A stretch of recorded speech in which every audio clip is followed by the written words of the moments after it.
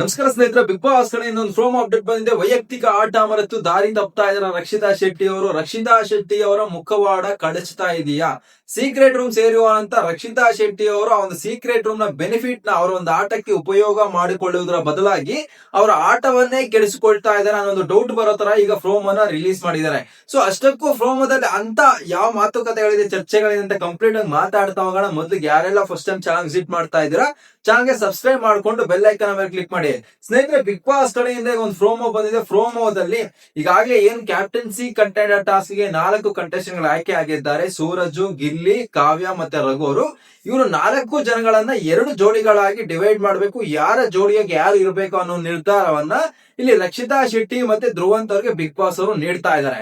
So ಈ ಒಂದು ವಿಚಾರದಲ್ಲಿ ಇವರಿಬ್ಬರ ಮಧ್ಯೆ ಮನಸ್ತಾಪ ಬಂದಿದೆ, ದೊಡ್ಡ ಮಟ್ಟಿಗೆ ಜಗಳ ಆಗ್ತಾ ಇದೆ. ರಕ್ಷಿತಾ ಶೆಟ್ಟಿ ಅವರ ಇಂಡಿವಿಜುವಲ್ ಗೇಮ್ ನ ಇಂಪ್ರೂವ್ ಮಾಡ್ಕೊಳ್ಳೋದ್ರ ಬದಲಾಗಿ ಅವರ ಆಟದ ಬಗ್ಗೆ ಗಮನ ಕೊಡೋದ್ರ ಬದಲಾಗಿ ಇಲ್ಲಿ ನೆಗೆಟಿವ್ ಆಗ್ತಾ ಇದ್ದಾರೆ ಅಂತ ಹೇಳ್ಬೋದು. ಯಾವ ಒಂದು ಸಂದರ್ಭದಲ್ಲಿ ಬೇಕಾದ್ರೂ ಬಿಗ್ ಬಾಸ್ ಮನೆಯಲ್ಲಿ ಯಾರಾದ್ರೂ ಮೇಲೆ ಹೋಗ್ಬೋದು, ಯಾರಾದ್ರೂ ಕೆಳಗಡೆ ಬರ್ಬೋದು ಅನ್ನೋದಕ್ಕೆ ಇದು ದೊಡ್ಡ ಉದಾಹರಣೆಯಾಗಿ ನಿಲ್ತಾ ಇದೆ ಅಂತಾನೆ ಹೇಳ್ಬೋದು. ಅಷ್ಟಕ್ಕೂ ಏನಿದೆ ಪ್ರೋಮೋದಲ್ಲಿ ಅಂತ ನಾವು ನೋಡೋದಾದ್ರೆ, ಇಲ್ಲಿ ಧ್ರುವಂತ್ ಅವರು ಸೂರಜ್, ಗಿಲ್ಲಿ ಆಡ್ಲಿ, ರಘು ಮತ್ತೆ ಕಾವ್ಯ ಅವ್ರು ಆಡ್ಲಿ ಅಂದ್ಬಿಟ್ಟು ಇಲ್ಲಿ ಧ್ರುವಂತ್ ಅವ್ರು ಹೇಳ್ತಾ ಇದಾರೆ.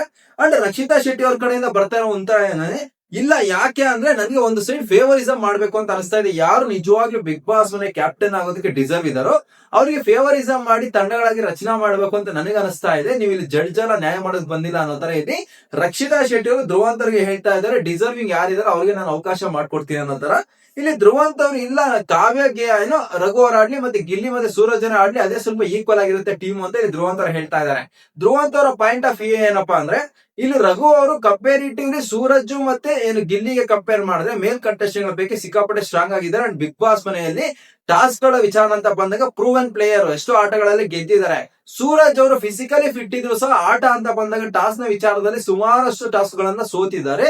ಆ ಒಂದು ಉದ್ದೇಶಕ್ಕೆ ಇಲ್ಲಿ ಗಿಲ್ಲಿನ ಸೂರಜ್ಗೆ ಕೊಟ್ಟು ಅಂಡ್ ಕಾವ್ಯನ ರಘುಗೆ ಕೊಡೋಣ ಅನ್ನೋ ಉದ್ದೇಶದಲ್ಲಿ ಇಲ್ಲಿ ಧ್ರುವಂತ್ ಅವರು ಮಾತಾಡ್ತಾ ಇದ್ದಾರೆ.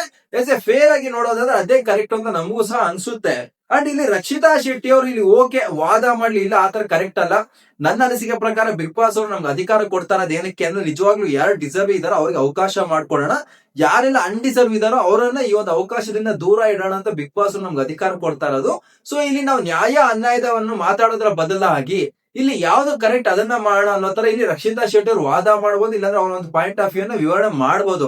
ಬಟ್ ರಕ್ಷಿತಾ ಶೆಟ್ಟಿ ಅವರು ಈ ತರ ವಿವರಣೆ ಮಾಡ್ತಾ ಇಲ್ಲ. ರಕ್ಷಿತಾ ಶೆಟ್ಟಿ ಅವರು ಅವರ ಆಟವನ್ನೇ ಕೆಡಿಸ್ಕೊಳ್ತಾ ಇದಾರೆ, ನೆಗೆಟಿವ್ ಆಗಿ ಹೋಗ್ತಾ ಇದಾರೆ ಅಂತ ಹೇಳ್ಬೋದು. ಯಾಕೆ ಅಂದ್ರೆ ಇಲ್ಲಿ ರಕ್ಷಿತಾ ಶೆಟ್ಟಿ ಅವರು ಧ್ರುವಂತ್ ಅವ್ರಿಗೆ ಹೇಳ್ತಾ ಇದ್ರು, ಒಂದ್ ಸೈಡ್ ನಾನು ಇದಕ್ಕೆ ಒಪ್ಕೊಳ್ಳೋದೇ ಇಲ್ಲ, ನಾನು ಯಾವುದೇ ಕಾರಣಕ್ಕೂ ಈ ಒಂದು ಡಿಸಿಷನ್ಗೆ ಅಕ್ಸೆಪ್ಟ್ ಮಾಡ್ಕೊಳ್ಳೋದೇ ಇಲ್ಲ ಅಂತ ಹೇಳ್ತಾ ಇದಾರೆ.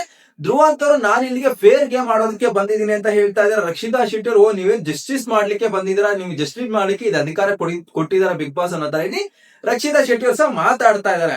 ಧ್ರುವಂತ್ ಅವ್ರು ಹೇಳ್ತಾ ಇದ್ದಾರೆ, ನಿಮ್ಮ ಹತ್ರ ಅನ್ಫೈರ್ ಮಾಡ್ಲಿಕ್ಕೆ ಬಂದಿಲ್ಲ ನಾನು ಇಲ್ಲಿ ಅಂತ ರಕ್ಷಿತಾ ಶೆಟ್ಟಿ ಅವ್ರಿಗೆ ಹೇಳ್ತಾ ಇದ್ದಾರೆ. ರಕ್ಷಿತಾ ಶೆಟ್ಟಿ ಅವರು ನಿಮ್ಗೆ ಬಿಗ್ ಬಾಸ್ ಮನೆಯಲ್ಲಿ ಇರೋದಕ್ಕೆ ಲಾಯಕ್ಕಿಲ್ಲ, ನೀವು ಬಿಗ್ ಬಾಸ್ ಅಲ್ಲಿ ಇರೋದಕ್ಕೆ ಅನ್ಡಿಸರ್ವ್ ಅನ್ನೋ ತರ ಇಲ್ಲಿ ಧ್ರುವಂತ್ ಅವರ ವಿರೋಧವಾಗಿ ಸ್ವಲ್ಪ ಸಿಟ್ಟುಕೊಂಡು ನೀವು ಅನ್ಡಿಸರ್ವ್ ಇದ್ದೀರಾ ಬಿಗ್ ಬಾಸ್ ಮನೆ ಅಂತ ಹೇಳ್ತಾ ಇದ್ರೆ. ಧ್ರುವಂತ್ ಅವ್ರು ನೀವು ಬಹಳ ಲಾಯಕ್ಕಿದ್ದೀರಾ ಬಿಡ್ರಿ ಅನ್ನೋ ತರ ಧ್ರುವಂತ್ ಅವ್ರ ಕಡೆಯಿಂದ ಸಹ ರಿಪ್ಲೈ ಬರ್ತಾ ಇದೆ. ಇಲ್ಲಿ ಪ್ರೋಮೋನ ಕೊನೆಯಲ್ಲಿ ಸ್ವಲ್ಪ ಅತಿರೇಕವಾಯ್ತಲ್ಲ, ರಕ್ಷಿತಾ ಶೆಟ್ಟಿ ಅವರು ಇಷ್ಟರ ಮಟ್ಟಿಗೆ ಯಾಕೆ ಆಡ್ತಾ ಇದಾರೆ ಅಂತ ಅನಿಸ್ತಾ ಇದೆ. ನಿಮ್ಮಲ್ಲಿ ಬಹಳಷ್ಟು ಜನರು ರಕ್ಷಿತಾ ಶೆಟ್ಟಿ ಅಭಿಮಾನಿಗಳು ಇರುವುದು, ಅಯ್ಯೋ ಭಾಷೆ ಬರೋದಿಲ್ಲ ರಕ್ಷಿತಾ ಶೆಟ್ಟಿಗೆ, ಅಯ್ಯೋ ಸ್ವಲ್ಪ ಇನ್ನೋಸೆನ್ಸ್ ಇದಾರೆ ಅಂತ ಅನ್ಕೊಬಹುದು. ನಿಜ ಹೇಳಿ ಸ್ನೇಹಿತರೆ, ಸ್ವಲ್ಪ ಮೆಚೂರ್ಡ್ ಆಗಿ ಥಿಂಕ್ ಮಾಡಿ ಹೇಳಿ. ಅಲ್ಲಿರೋದು ರಕ್ಷಿತಾ ಶೆಟ್ಟಿ ಅವರು 24 ವರ್ಷನ, ಇಲ್ಲ 25 ವರ್ಷ, ಇಲ್ಲ 23 ತಗೊಳ್ರಿ, ಇಲ್ಲ 22 ವರ್ಷನೇ ತಗೊಳ್ಳೋಣ. 22-23 ವರ್ಷದ ಹುಡುಗಿಗೆ ಮೆಚುರಿಟಿ ಇರೋದಿಲ್ವಾ? ಸಣ್ಣ ಹುಡುಗಿನ ಹೋಗ್ಲಿ, ಈಗ ಹೈಸ್ಕೂಲ್ಗೆ ಹೋಗುವಂತ 14-15 ವರ್ಷದ ಹುಡುಗನಿಗೇನೆ ಸಿಕ್ಕಾಪಟ್ಟೆ ಮೆಚೂರಿಟಿ ಇರುತ್ತೆ. 30 ವರ್ಷದ ಒಂದು ಹುಡುಗ ಹುಡುಗಿಗಿಂತ ಚೆನ್ನಾಗಿ ಥಿಂಕ್ ಮಾಡ್ತಾ ಇರ್ತಾರೆ. ಅಷ್ಟರ ಮಟ್ಟಿಗೆ ಈಗ ಜನರೇಷನ್ ಫಾರ್ವರ್ಡ್ ಆಗಿದೆ. ಸೊ ಇಲ್ಲಿ ಅವ್ರಿಗೆ ಸ್ವಲ್ಪ ನಾಲೆಜ್ ಇಲ್ದಿಲ್ಲ, ಇಲ್ಲಾಂದ್ರೆ ಇನ್ನೂ ಬುದ್ಧಿ ಇಲ್ದಿರೋ ಮಾತಾಡ್ತಾ ಇರೋದ್ರಲ್ಲಿ ಪ್ರತಿಯೊಂದು ಬುದ್ಧಿ ಸಹ ಇದೆ, ಎಲ್ಲಿ ಯಾವ ತರ ನಡವಳಿಕೆ ಮಾಡ್ಕೊಬೇಕು ಅಂತ. ಏನು ಅಂದ್ರೆ ಬರ್ತಾ ಬರ್ತಾ ಬರ್ತಾ ನಿಜ ಸ್ವರೂಪಗಳು ಆಚೆ ಬರ್ತಾ ಇದೆ ಅಷ್ಟೇನೆ. ಇಲ್ಲಿ ರಕ್ಷಿತಾ ಶೆಟ್ಟಿ ಅವರು ಬಿಗ್ ಬಾಸ್ ಮನೆಯಲ್ಲಿ ಕರೆಕ್ಟ್ ಆಗಿ ಆಟ ಆಡಿಲ್ವ ಅಂದ್ರೆ, ಕರೆಕ್ಟ್ ಆಗಿರಂತ ಆಟ ಆಡಿದ್ದಾರೆ, ಡಿಸರ್ವ್ ಸಹ ಇದ್ದಾರೆ. ಬಟ್ ಆ ಒಂದು ಆಟವನ್ನು ಅವರ ಕೈಯಾರೆ ಅವರೇ ಕೆಡಿಸ್ಕೊಳ್ತಾ ಇದ್ದಾರೆ. ಅವರ ವಿಚಾರ ಅಂತ ಬಂದಾಗ ಅವರು ಸ್ಟ್ಯಾಂಡ್ ತಗೊಳ್ಳೋದಾಗಿರ್ಬೋದು, ಬೇರೆ ಕಂಟೆಸ್ಟೆಂಟ್ ವಿಚಾರದಲ್ಲಿ ಪಾಯಿಂಟ್ ಎತ್ತಿ ಮಾತಾಡೋದಾಗಿರ್ಬೋದು, ಸಿಕ್ಕಾಪಟ್ಟೆ ಮೆಚೂರ್ಡ್ ಆಗಿ ಮಾತಾಡ್ತಾರಲ್ವ ರಕ್ಷಿತಾ ಶೆಟ್ಟಿ ಅವರು ಅಂತ ಅನಿಸಿದ್ದು ಉಂಟು. ಬಟ್ ಬೇರೆ ಕಂಟೆಸ್ಟೆಂಟ್ ವಿಚಾರ ತಗೊಂಡು ಈಗ ರಕ್ಷಿತಾ ಶೆಟ್ಟಿ ಅವರು ಅವರ ಆಟವನ್ನು ಅವರೇ ಕೆಡಿಸ್ಕೊಂಡು ದಾರಿ ತಪ್ಪೋಗ್ತಾ ಇದ್ದಾರೆ. ಫೈನಲ್ ರೇಸ್ ಇಂದ ಹೊರಗಡೆ ಬರೋದಕ್ಕೆ ಅವರೇನು ಮುಳ್ಳಾಗ್ತಾ ಇದಾರೆ ಅಂತಾನೆ ಹೇಳ್ಬೋದು. ಯಾಕೆ ಈ ವಿಚಾರ ಮಾತಾಡ್ತಾ ಇದೀನಿ ಅಂದ್ರೆ, ಫಾರ್ ಎಕ್ಸಾಂಪಲ್ ಒಂದು ವಿಚಾರ ನಿಮ್ಗೆ ಹೇಳ್ಬೇಕು. ಎಕ್ಸಾಂಪಲ್ ಆಗಿದೆ ಏನು ಅಂದ್ರೆ, ಕಾವ್ಯ ಅವ್ರನ್ನ ಒಂದು ಸಂದರ್ಭದಲ್ಲಿ ರಕ್ಷಿತಾ ಶೆಟ್ಟಿ ಅವರು ನಾಮಿನೇಟ್ ಮಾಡ್ತಾರೆ.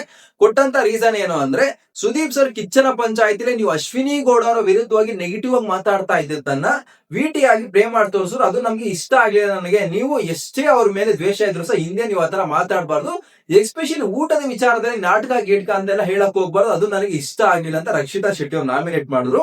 ಈಗ ಇದೇ ರಕ್ಷಿತಾ ಶೆಟ್ಟಿ ಅವರು ಬೇರೆ ಕಂಟೆಸ್ಟೆಂಟ್ ವಿಚಾರದಲ್ಲಿ ನಿಮ್ಗೆ ಆಗಿಲ್ಲ ಅಂದ್ರೂ ಪರವಾಗಿಲ್ಲ, ಅವ್ರಿಗೆ ಅನ್ಯಾಯ ಮಾಡೋದು ತಪ್ಪಲ್ವಾ, ಅಲ್ಲೂ ಒಂಥರ ನೀವು ಬಿಹೇವ್ ಮಾಡಿ, ಇಲ್ಲಿ ಇನ್ನೊಂಥರ ಬಿಹೇವ್ ಮಾಡೋದು ಕರೆಕ್ಟ್ ಅಲ್ಲ ಅನ್ನೋದು ಉದ್ದೇಶ ಬರುತ್ತೆ. ಅಂಡ್ ಇನ್ನೊಂದು ರೀತಿಯಲ್ಲಿ ನಾವು ನೋಡ್ಕೊಂಡ್ರೆ, ಇಲ್ಲಿ ರಕ್ಷಿತಾ ಶೆಟ್ಟಿ ಬಂದು ಧ್ರುವಂತವ್ರದ್ದು ಇವರು ಒಂಥರ ಟಾಮ್ ಅಂಡ್ ಜೆರಿ ತರ ಜಗಳ ನಡ್ಕೊಳ್ತಾ ಬಂದಿದ್ದು. ಈ ಒಂದು ಜಗಳದಲ್ಲಿ ಅವರೇ ಕರೆಕ್ಟ್ ಇವರೇ ಕರೆಕ್ಟ್ ಅಂತ ನಾವು ಜಡ್ಜ್ ಮಾಡೋದಕ್ಕೂ ಆಗೋದಿಲ್ಲ. ಧ್ರುವಂತವ್ರ ಕಡೆಯಿಂದ ಸಿಕ್ಕಾಪಟ್ಟೆ ತಪ್ಪು ಆಗಿದೆ, ರಕ್ಷಿತಾ ಕಡೆಯಿಂದ ತಪ್ಪಾಗಿದೆ. ಸೊ ಆ ಒಂದು ವಿಚಾರನ ತೆಗೆದುಕೊಳ್ತಾ ಇಲ್ಲ. ಬಟ್ ಯಾವ ಒಂದು ವಿಚಾರದ ಬಗ್ಗೆ ನಾನು ಮಾತಾಡ್ತಾ ಇದ್ದೀನಿ ಅಂದ್ರೆ, ಒಂದು ಸಂದರ್ಭದಲ್ಲಿ ನೀವು ಹೇಳ್ತೀರಾ ಬೇರೆ ಕಂಡೀಷನ್ ವಿಚಾರದಲ್ಲಿ ನಾವು ಗ್ರಡ್ಸ್ ತೋರಿಸೋದಾಗಿರ್ಬೋದು, ಇಲ್ಲಾಂದ್ರೆ ಅವರಿಗೆ ಸ್ವಲ್ಪ ನಾವು ಬ್ಯಾಕ್ ಬಿಂಚಿಂಗ್ ತರ ಮಾತಾಡೋದಾಗಿರ್ಬೋದು, ಅನ್ಯಾಯ ಮಾಡೋದಾಗಿರ್ಬೋದು ಕರೆಕ್ಟ್ ಅಲ್ಲ. ಬಿಗ್ ಬಾಸ್ ಅನ್ನೋದು ಒಂದು ವ್ಯಕ್ತಿತ್ವದ ಆಟ ಅಂತ ನೀವು ನಾಮಿನೇಷನ್ ಸಂದರ್ಭದಲ್ಲಿ ರೀಸನ್ ಕೊಡುವಂತವ್ರು. ನೀವು ಬೇರೆ ಕಂಟೆಸ್ಟ್ಗಳ ವಿಚಾರ ನಿಮ್ಮ ಪ್ರಶ್ನೆ ಅಂತ ಬಂದಾಗ ನಿಮಗೆ ಯಾರು ಆಗ್ತಾ ಇರ್ತಾರ ಅಂತ ಕಂಟೆಸ್ಟೆಂಟ್ ಗಳು ಜಗಳ ಆಡ್ಬೇಕಾದ್ರೆ ಓಡಕ್ ಬಂದವ್ರಿಗೆ ಮೈಕ್ ಹಾಕ್ತಿರಿ ಇನ್ನ ಜಗಳ ಆಗ್ಲಿ ಅಂತ. ಅಂಡ್ ಇಲ್ಲಿ ನೋಡಿದ್ರೆ ಡಿಸರ್ವ್ ಅನ್ಡಿಸರ್ವ್ ಅದನ್ನ ನೀವೇ ಡಿಸೈಡ್ ಮಾಡ್ತಾ ಇರೋ. ಗೇಮ್ ನಲ್ಲಿ ಆಡಿ ಅವ್ರು ಗೆಲ್ಲಿ ಅನ್ನೋದು ಅವರ ಒಂದು ಆಟ, ಇಲ್ಲಾಂದ್ರೆ ಅವರ ಒಂದು ಟ್ಯಾಲೆಂಟ್ ಪ್ರೂವ್ ಮಾಡ್ಕೊಳ್ಳಿ ಅನ್ನೋದಕ್ಕೆ ಅವಕಾಶ ಮಾಡ್ಕೊಡ್ತಾ ಇಲ್ಲ ನಾನೇನೆ ಅವ್ರಿಗೆ ಸ್ವಲ್ಪ ನನ್ ಕಡೆಯಿಂದ ಖುಷಿಯಾಗಿ ಕೊಡ್ತೀನಿ ಅಂತ ಬಿಹೇವ್ ಮಾಡ್ತಾ ಇದ್ರ. ಇದು ಜನರಲ್ ಆಡಿಯನ್ಸ್ ಗೆ ಕರೆಕ್ಟ್ ಅಂತ ಅನ್ಸಲ್ಲ. ಈಗ ರಕ್ಷಿತಾ ಶೆಟ್ಟಿ ಅಭಿಮಾನಿಗಳು ಇರ್ಬೋದು, ರಕ್ಷಿತಾ ಶೆಟ್ಟಿ ಅಭಿಮಾನಿಗಳಿಗೆ ರಕ್ಷಿತಾ ಅವ್ರು ಏನೇ ಮಾಡಿದ್ರು ಸಹ ಕರೆಕ್ಟ್ ಅಂತಾನೆ ಅನ್ಸುತ್ತೆ. ಅಲ್ಲಿ ಬೇರೆ ಏನ್ ಮಾಡ್ತಾರೆ, ಈಗ ರಕ್ಷಿತಾ ಶೆಟ್ಟಿ ಅವ್ರು ಮಾಡ್ತಾರೆ ತಪ್ಪಿದೆ ಗುರು ಒಪ್ಕೊಂತೀವಿ ತಪ್ಪಂತ, ಅವ್ರು ಮಾಡಿ ಸಹ ತಪ್ಪುತ್ತಾನೆ ಅಂತ ಅಲ್ಲಿ ಪಾಯಿಂಟ್ ಔಟ್ ಬೇರೆಯವರ ವಿಚಾರದಲ್ಲಿ ಬೇರೆ ವಿಚಾರನ ತಗೊಂಡ್ ಬಂದು ಸೇರ್ಸೋದಕ್ಕೆ ಪ್ರಯತ್ನ ಪಡ್ತಾರೆ. ಬಟ್ ಆ ಒಂದು ಎಪಿಸೋಡ್ ಅಥವಾ ಆ ಒಂದು ಸನ್ನಿವೇಶಕ್ಕೆ ತಕ್ಕಂಗೆ ಈ ಒಂದು ಪಾಯಿಂಟ್ ಆಫ್ ಟೈಮ್ ಅಲ್ಲಿ ಯಾರು ರಾಂಗ್ ಅಂತ ನೋಡಿದ್ರೆ ಜನರಲ್ ಆಗಿ ಅರ್ಥ ಆಗುತ್ತೆ ಯಾಕೆ ಇಲ್ಲಿ ರಕ್ಷಿತಾ ಶೆಟ್ಟಿ ಅವ್ರು ರಾಂಗ್ ಅಂತ ಹೇಳ್ತಾ ಇದ್ದೀನಿ ಅಂತ. ಅಂಡ್ ಈ ಒಂದು ವಿಚಾರವನ್ನು ಇಷ್ಟೊಂದು ರಕ್ಷಿತಾ ಶೆಟ್ಟಿ ಅವರು ರಾಂಗ್ ಅಂತ ಹೇಳೋದಕ್ಕೆ ಏನ್ ಕಾರಣ ಅಂದ್ರೆ, ಪ್ರೋಮೋನ ಕೊನೆಯಲ್ಲಿ ನೀವು ನೋಡ್ಕೊಂಡ್ರೆ ಧ್ರುವಂತವ್ರ ಒಂದು ಬೆಡ್ಶೀಟ್ ಆಗಿರ್ಬೋದು ಅದನ್ನೆಲ್ಲ ಸಹ ಕಿತ್ತಿ ಎಸಾಕ್ಬಿಟ್ಟು ನಾನು ಲಿಮಿಟ್ ದಾಟ್ತೀನಿ ಅನ್ನೋ ತರ ಇಲ್ಲಿ ಮಾತಾಡ್ತಾ ಇದಾರೆ. ಅಂಡ್ ಮರ್ಯಾದೆ ಕ್ರಾಸ್ ಮಾಡ್ತೀನಿ ಅನ್ನೋ ತರ ಅವ್ರು ಹೇಳ್ತಾ ಇದಾರೆ. ಇದು ತುಂಬಾ ತಪ್ಪಾಗುತ್ತೆ ಅನ್ನೋದು ನನ್ನ ಅನಿಸಿಕೆ. ಯಾಕೆ ಅಂದ್ರೆ, ಈಗ ವಾದ ಮಾಡ್ತಾ ಇದೀರಾ ನೀವು, ನಿಮ್ಮ ಅನಿಸಿಕೆ ಪ್ರಕಾರ ಏನು, ಇಲ್ಲ ನಾನು ಇಲ್ಲಿ ಗಿಲ್ಲಿನ ರಘುವರ್ನ ಗೆಲ್ಲಿಸ್ತೀನಿ, ಕಾವ್ಯ ಅವರು ಡಿಸರ್ವಿಂಗ್ ಇಲ್ಲ, ಇಲ್ಲಾಂದ್ರೆ ಸೂರಜ್ ಅವರು ಡಿಸರ್ವಿಂಗ್ ಇಲ್ಲ ಅನ್ನೋದು ನಿಮ್ಮ ಅನಿಸಿಕೆ. ಸೊ ನೀವು ಅದಕ್ಕೆ ಸ್ಟ್ಯಾಂಡ್ ತಗೊಳ್ಳಿ. ಇಲ್ಲ ಬಿಗ್ ಬಾಸ್ ನಾನು ಇದಕ್ಕೆ ಒಮ್ಮತಕ್ಕೆ ಬರ್ತಾ ಇಲ್ಲ ಧ್ರುವಂತವ್ರು ಹೇಳೋಂತ ವಿಚಾರಕ್ಕೆ, ನಾನು ಸರಿಯಾದಂತ ನಿರ್ಧಾರ ತಗೊಂಡಿದ್ದೀನಿ. ಈಗಾಗಲೇ ಧ್ರುವಂತರು 2-3 ರಾಂಗ್ ನಿರ್ಧಾರಗಳು ತಗೊಂಡಿದ್ದಾರೆ, ಅದು ನನಗೆ ಇಷ್ಟ ಆಗಿಲ್ಲ. ಬಿಗ್ ಬಾಸ್ ನೀವು ನನ್ಗೆ ಅಧಿಕಾರ ಕೊಟ್ಟಿರೋದು ಯಾರು ನಿಜವಾಗ್ಲೂ ಡಿಸರ್ವ್ ಇದಾರೋ ಅವ್ರಿಗೆ ಅವಕಾಶ ಮಾಡ್ಕೊಡಿ ಅಂತ ನನ್ನ ಪ್ರಕಾರ ನಾನು ಈ ತರ ಇದ್ದೀನಿ. ನಾನು ಯಾವ್ದೇ ಕಾರಣಕ್ಕೂ ಒಪ್ಕೊಳ್ಳಲ್ಲ ಅಂತ ಸ್ಟ್ಯಾಂಡ್ ತಗೊಳ್ಳಿ. ಅದ್ ಬಿಟ್ಬಿಟ್ಟು ಇಲ್ಲಿ ಜಗಳ ಆಡ್ತಾ ಇರೋಕೆ ಧ್ರುವಂತರ ಕಡೆಯಿಂದ ಜಗಳ ಬರ್ತಾ ಜಗಳಾನು ಸಹ ಓಕೆ ಕಣ್ರಿ. ಕೊನೆಯದಲ್ಲಿ ನೀವು ಬೆಡ್ಶೀಟ್ ಎಲ್ಲ ಕಿತ್ತಾಕ್ಬಿಟ್ಟು ಮರ್ಯಾದೆ ಕ್ರಾಸ್ ಮಾಡ್ತೀನಿ ಅಂತ ಬಿಹೇವ್ ಮಾಡೋದು ನೋಡುವಂತ ವೀಕ್ಷಕರಿಗೆ, ಎಸ್ಪೆಷಲಿ ಫ್ಯಾಮಿಲಿ ಆಡಿಯನ್ಸ್, ಮದರ್ಸ್ ಆಗಿರ್ಬೋದು ಅಂಡ್ ಚಿಲ್ಡ್ರನ್ಸ್ ಯಾರು ಕುತ್ಕೊಂಡು ನೋಡ್ತಾ ಇರ್ತಾರೋ ಅವ್ರಿಗೆ ಒಂದ್ ಸ್ವಲ್ಪ ಕಸಿಮಿಸಿ ಉಂಟಾಗುತ್ತೆ. ಎಸ್ಪೆಷಲಿ ರಕ್ಷಿತಾ ಶೆಟ್ಟಿ ವಿಚಾರದಲ್ಲಿ. ಯಾಕೆ ಅಂದ್ರೆ ರಕ್ಷಿತಾ ಶೆಟ್ಟಿ ಅವ್ರಿಗೆ ತುಂಬಾ ಬೆಂಬಲ ನೀಡ್ತಾ ಇರೋದೇ ಫ್ಯಾಮಿಲಿ ಆಡಿಯನ್ಸ್, ಎಸ್ಪೆಷಲಿ ವುಮೆನ್ಸ್ ಗೆ ಸಿಕ್ಕಾಪಟ್ಟೆ ಹತ್ರ ಆಗಿದ್ರು ಏನೋ ರಕ್ಷಿತಾ ಶೆಟ್ಟಿ ಅವರು. ಪ್ರತಿಯೊಬ್ಬ ವುಮೆನ್ಗೂ ಸಹ ಎಲ್ಲೊಂದ್ ಕಡೆ ರಕ್ಷಿತಾ ಶೆಟ್ಟಿ ನಮ್ಮ ಮನೆಯ ಮಗಳಲ್ವಾ ಅನ್ನೋ ಅಭಿಪ್ರಾಯ ಬಂದಿತ್ತು, ಅಷ್ಟರ ಮಟ್ಟಿಗೆ ಸಪೋರ್ಟ್ ಮಾಡ್ತಾ ಇದ್ರು. ಅದೇ ಆಡಿಯನ್ಸ್ ಈಗ ರಕ್ಷಿತಾ ಶೆಟ್ಟಿ ಅವರು ಈಗೆಲ್ಲ ಮಾತಾಡೋದಾಗಿರ್ಬೋದು, ಈಗೆಲ್ಲ ಬಿಹೇವ್ ಮಾಡ್ತಾ ಇರೋದನ್ನ ನೋಡಿದ್ರೆ ಅವ್ರ ಕಣ್ಣಿಗೆ ಯಾವ ತರ ಕಾಣ್ಬೋದು. ಅಂಡ್ ಈ ಒಂದು ವಾರ ಕಂಪ್ಲೀಟ್ ಆಗಿ ಸೀಕ್ರೆಟ್ ರೂಮ್ ಅಲ್ಲಿ ಪ್ರತಿಯೊಂದು ವಿಚಾರದಲ್ಲೂ ಸಹ ರಕ್ಷಿತಾ ಶೆಟ್ಟಿ ಅವ್ರಿಗೆ ಬ್ಯಾಕ್ ಫೈರ್ ಆಯ್ತು ಅಂತಾನೆ ಹೇಳ್ಬೋದು. ನಾವು ಒಂದು ಸೀಕ್ರೆಟ್ ರೂಮ್ ಟಾಸ್ಕ್ ನ ನೀಡ್ತಾ ಇದ್ದಾರೆ ಬಿಗ್ ಬಾಸ್ ಅವರು ರಕ್ಷಿತಾ ಶೆಟ್ಟಿಗೆ ಧ್ರುವಂತಿ ಅಂತ ಮಾತಾಡ್ಬೇಕಾದ್ರೆ. ಇದು ಸಿಕ್ಕಾಪಟ್ಟೆ ಆಡ್ ಆನ್ ಆಗುತ್ತೆ, ಇವ್ರಿಬ್ಬರಿಗೂ ತುಂಬಾ ಬೆನಿಫಿಷಿಯಲ್ ಆಗ್ಬಿಡುತ್ತೆ. ಈಗಾಗಲೇ 80 days ಕಂಪ್ಲೀಟ್ ಆಗಿದೆ, ಇವ್ರಿಗೆ ತುಂಬಾ ಬೆನಿಫಿಟ್ ಮಾಡ್ಕೊಡ್ತಾ ಇದಾರೆ ಬಿಗ್ ಬಾಸ್ ಅನ್ನೋ ಮಾತಾಡಿದ್ವಿ. ಬಟ್ ಇಲ್ಲಿ ಧ್ರುವಂತ್ ಅವರ ಗ್ರಾಫ್ ಮೇಲೆ ಹೋಗ್ತಾನೆ ಇದೆ ಡೇ ಬೈ ಡೇ. ಇಲ್ಲಿ ರಕ್ಷಿತಾ ಶೆಟ್ಟಿ ಅವರ ಗ್ರಾಫ್ ಅವರೇನೆ ಒದ್ಕೊಳ್ತಾ ಇದಾರೆ, ಅವರೇನೆ ಕೆಳಗಡೆ ತಗೊಳ್ ಬರ್ತಾ ಇದಾರೆ ಅಂತ ಹೇಳ್ಬೋದು. ಪ್ರೋಮೋದಲ್ಲಿ ನಿಮ್ಮಲ್ಲಿ ಎಷ್ಟು ಜನ ಇದಕ್ಕೆ ಒಪ್ಕೊಂಡಿಲ್ಲ ಅಂದ್ರೆ ರಕ್ಷಿತಾ ಶೆಟ್ಟಿ ಅವರ ಬಿಹೇವಿಯರ್ ರಾಂಗ್ ಆಗಿದೆ. ಅಲ್ಲಿ ನಿಮಗೆ ಬೇರೆ ಕಂಟೆಸ್ಟೆಂಟ್ಗಳ ವಿಚಾರದಲ್ಲಿ ಸ್ವಲ್ಪ ಗ್ರಡ್ಜ್ ಇರ್ಬೋದು, ಇಲ್ಲ ಕೋಪ ಇರ್ಬೋದು, ಅವ್ರ ಅನ್ಡಿಸರ್ವ್ ಅಂತ ಅನ್ಸ್ಬೋದು. ಬಟ್ ಆಟದಲ್ಲಿ ಅವರನ್ನ ವೀಕ್ ಮಾಡಿ ಸೋಲ್ಸಿ ಅದು ಏನ್ ಪ್ರಯೋಜನ? ಈಗ ಕಂಪೇರಿಟಿವ್ ನಿಮ್ಗೆ ಹೇಳ್ಬೇಕಂದ್ರೆ, ಈಗ ಒಂದು 100 ಜನಕ್ಕೆ ನಿಮ್ಗೆ ಯಾರಾದ್ರೂ ಒಬ್ಬ ಕಂಟೆಸ್ಟೆಂಟ್ ಇಲ್ಲಾಂದ್ರೆ ವ್ಯಕ್ತಿ ಆಗೋದಿಲ್ಲ ಅಂದ್ರೆ ಅವನ್ ಮೇಲೆ ಹೋಗಿ ನೀವು ಫೈಟ್ ಮಾಡ್ಬಿಟ್ಟು ನೀನ್ ರಾಂಗ್ ಆಗಿದ್ಯಾ, ನೀನ್ ಈ ವಿಚಾರದಲ್ಲಿ ತಪ್ಪಾಗಿದೆ ಅಂತ ಪ್ರೂವ್ ಮಾಡೋದಕ್ಕೆ ಪ್ರಯತ್ನ ಪಡ್ತಿರೋ.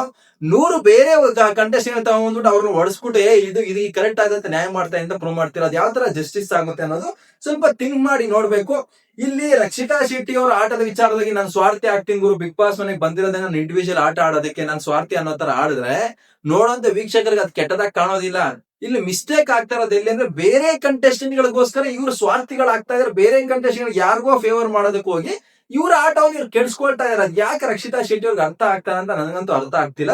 ನೋಡೋಣ ಇವತ್ತಿನ ಎಪಿಸೋಡ್ ನಲ್ಲಿ ಇನ್ನ ಈ ಇಬ್ಬರ ಕಾನ್ವರ್ಸೇಷನ್ಸ್ ಅಲ್ಲಿ ನಮ್ಗೆ ಕ್ಲಿಯರ್ ಆಗಿರುವಂತ ಒಂದು ಕ್ಲಾರಿಟಿ ಬರುತ್ತೆ ಎಪಿಸೋಡ್ ನಲ್ಲಿ. ಮೇ ಬಿ ಪ್ರೋಮೋದಲ್ಲಿ ಮಸಾಲೆ ಭರಿತವಾದಂತ ಎಡಿಟ್ಸ್ ನ ಮಾಡಿರಬಹುದು, ಎಪಿಸೋಡ್ ನಲ್ಲಿ ಬೇರೆನೆ ಇರಬಹುದು. ಬಟ್ ಎಪಿಸೋಡ್ ನಲ್ಲಿ ಬೇರೆ ಇದ್ರು ಸಹ ಈ ಒಂದು ಬಿಹೇವಿಯರ್ ರಾಂಗ್ ಅಂತಾನೆ ಹೇಳ್ತೀನಿ. ಬೆಡ್ಶೀಟ್ ಕಿತ್ತಾಕೋದಾಗಿರ್ಬೋದು, ಅಥವಾ ಒಂದು ಡಿಸಿಷನ್ ತಗೊಳ್ಬೇಕಾದ್ರೆ ಕುತ್ಕೊಂಡು ಮಾತಾಡೋದು, ಇಲ್ಲಾಂದ್ರೆ ಜಗಳ ಮಾಡ್ಬೇಕಾದ್ರೆ ನಿಮ್ಗೆ ಬಿಗ್ ಬಾಸ್ ಅವರು ಜಸ್ಟಿಸ್ ಮಾಡೋದಕ್ಕೆ ಅಧಿಕಾರ ನೀಡಿಲ್ಲ, ಇಲ್ಲಾಂದ್ರೆ ಬಿಗ್ ಬಾಸ್ ಗೆ ಇರೋದಕ್ಕೆ ನೀವು ಅರ್ಹತೆ ಇಲ್ಲ ಅಂತ ಮಾತಾಡೋದು ತಪ್ಪಾಗುತ್ತೆ. ಇಲ್ಲಿ ಬಿಗ್ ಬಾಸ್ ಮೇಲೆ ಧ್ರುವಂತವ್ರು ಇರೋದಕ್ಕೆ ಅರ್ಹತೆನೇ ಇಲ್ಲ ಅವ್ರಿಗೆ ಅನ್ಕೊಳ್ಳೋಣ. ಬಟ್ ಬಿಗ್ ಬಾಸ್ ಅವರು ನಿಮ್ಗೊಂದು ಅಧಿಕಾರ ನೀಡಿದಾರೆ, ಏನಕ್ಕೆ ನೀಡ್ತಾರೆ? ನೀವು ಸರಿಯಾದಂತ ರೀತಿಯಲ್ಲಿ ಡಿಸಿಷನ್ ತಗೊಳ್ತೀರಾ, ನೀವು ಎಲ್ಲರಿಗೂ ಸಮಪಾಲು ಮಾಡ್ತೀರಾ, ಎಲ್ಲರಿಗೂ ಸಹ ಜಸ್ಟಿಸ್ ಮಾಡ್ತೀರಾ ಅನ್ನೋ ಒಂದು ಅಭಿಪ್ರಾಯದಲ್ಲಿ ಬಿಗ್ ಬಾಸ್ ನಿಮ್ಗೆ ಅಧಿಕಾರ ಕೊಟ್ಟಿರ್ತಾರೆ. ಯಾರಿಗೂ ಸಹ ನೀವು ಇಂಜಸ್ಟಿಸ್ ಮಾಡಿ ನಿಮ್ಮ ವ್ಯಕ್ತಿತ್ವದ ಪ್ರಕಾರ ನೀವು ಯಾರಿಗೆ ಬೇಕಾದ್ರೂ ಹೋಗ್ಬಿಟ್ಟು ನಂದಿ ಬೆಟ್ಟದ ಮೇಲೆ ಕೂರಿಸಿ ಯಾರಿಗೆ ಬೇಕಾದ್ರೂ ತಲಪಾತಿ ಹಾಕಿ ಅಂತ ಯಾರಿಗೂ ಸಹ ಅಧಿಕಾರ ಕೊಡೋದಿಲ್ಲ. ಅದನ್ನ ಮೆಚೂರ್ಡ್ ಆಗಿ ಅರ್ಥ ಮಾಡ್ಕೊಬೇಕಾಯ್ತು ಅಷ್ಟೇ ರಕ್ಷಿತಾ ಶೆಟ್ಟಿ ಅವರು ಅನ್ನೋದು ನನ್ನ ಅನಿಸಿಕೆ. ಸೊ ಪ್ರೋಮೋನ ಕುರಿತಾಗಿ ನಿಮ್ಮ ಅನಿಸಿಕೆ ಏನು ಅಂತ ಮಿಸ್ ಮಾಡದೆ ಕಾಮೆಂಟ್ ಮಾಡಿ ತಿಳಿಸ್ಕೊಡಿ.